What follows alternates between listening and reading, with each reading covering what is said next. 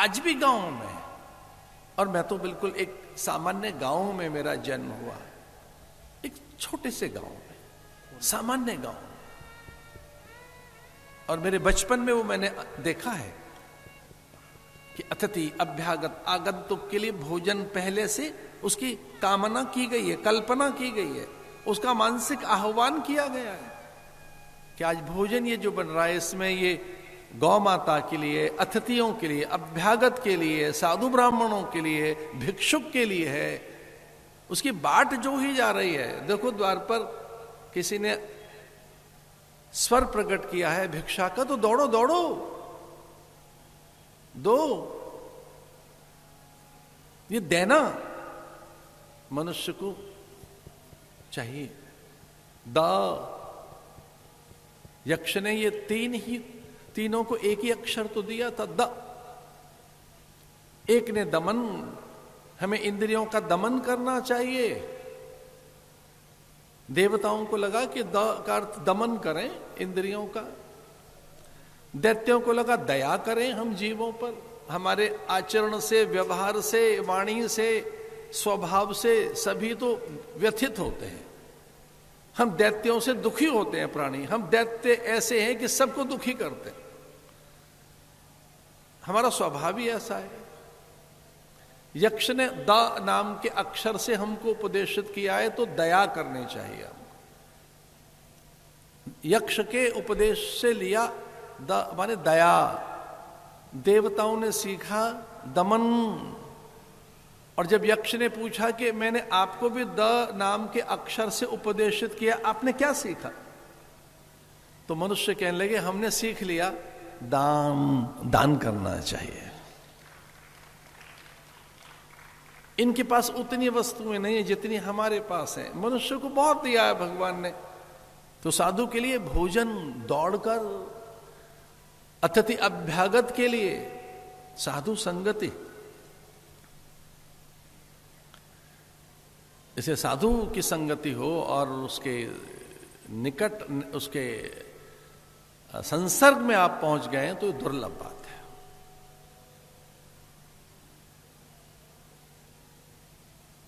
परीक्षित साधु की शरण में है, उनकी शरण में रहिए, उनके अनुशासन में रहिए, उनकी आज्ञा में रहिए। आपके मुख से निकलता रहे कि मैं क्या करूं, किम करोमि, किंकर बन के रहे।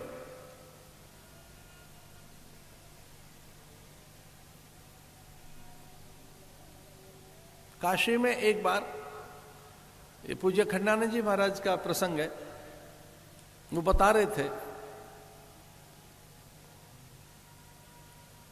वो अपने गुरुदेव का प्रसंग बता रहे थे, हमने श्रवण किया। वो यद्यपि श्रवण तो हमने वृंदावन में किया, पर प्रसंग काशी का बता रहे थे। वो किम करोमि, बस शिष्य को, साधक को, अनुयायी को यही कहते रहना चाहिए अपने गुरु से कि मैं क्या करूं, आज्ञा दीजिए, मैं क्या करूं, आज्ञा दीजिए, मुझे आज्ञा दीजिए, हुक्म कीजिए, आज्ञा दीजिए। हमारे राजस्थान में हुकुम बोलते रहते, हुकुम साहब, हुकुम साहब।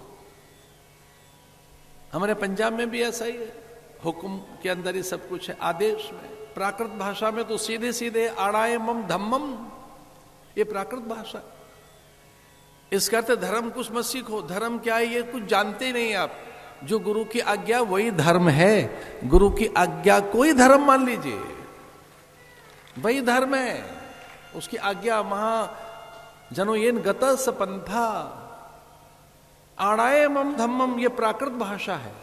इसका अर्थ है धर्म कुछ नहीं है, जो हमारी आज्ञा यही धर्म है, इसका पालन करो।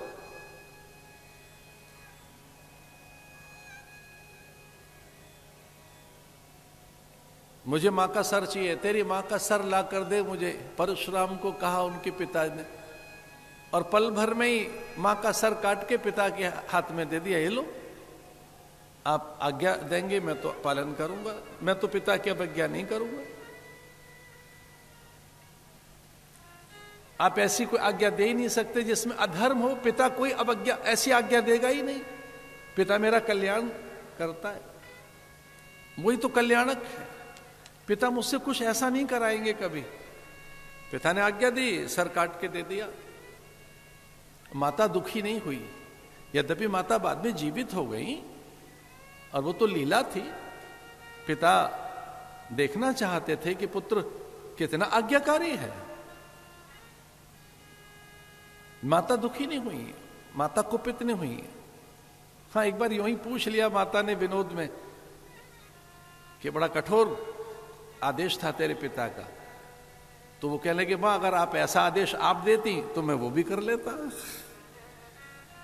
तो जिसने पहले आदेश दिया मैंने पालन कर लिया, आज्ञा।